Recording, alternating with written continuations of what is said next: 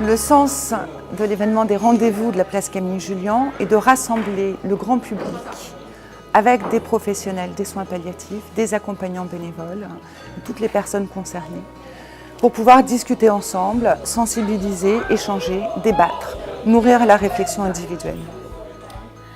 Donc la thématique est la suivante, la place du citoyen dans l'accompagnement des personnes gravement malades. C'est important de traiter ce sujet, la place du citoyen. C'est vrai qu'on n'a pas l'habitude de l'aborder sous cet angle-là.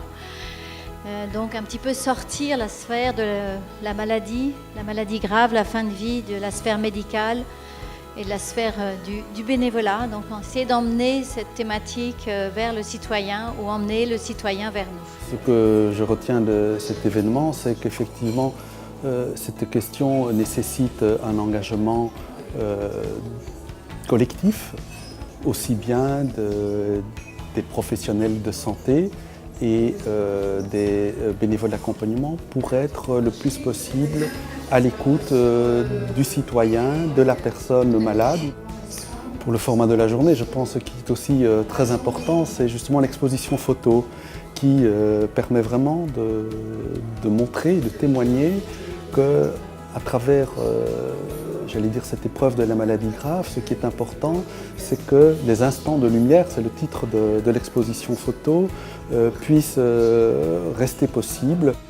Je me positionne donc comme une citoyenne photographe qui a vu des choses et je pense que le message de ces photos, c'est aussi dans la noirceur de la fin de vie ou de la maladie grave, par la relation, il y a des étincelles. Il y a des étincelles de lumière, de vie, des temps qu'on peut vivre et qui sont appréciables à vivre.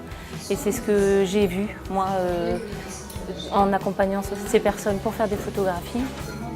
Alors déjà, le fait que ce soit sur la place publique, vraiment la place Camille-Julian, c'est une place centrale sur laquelle une population très variée va passer et donc va peut-être par l'image se sentir interpellée et peut-être avoir envie d'aller écouter les débats. Je trouve que laisser la porte ouverte aux citoyens, c'est important. La société civile rentre et vient vers les soins palliatifs.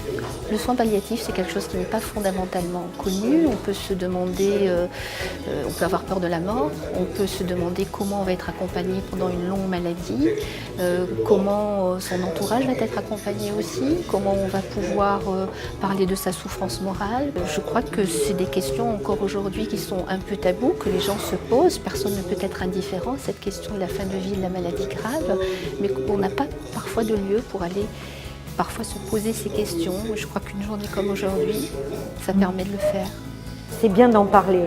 Toute parole, toute possibilité de mélanger des professionnels, des citoyens engagés ou pas d'ailleurs, chaque fois, ça fera avancer une comme celle-là. Premièrement, parce qu'il y a peu d'endroits où on peut se donner cette parole libre, peu d'endroits où il y a des rencontres de cette qualité. Je trouve que c'est une vulgarisation dans le bon terme.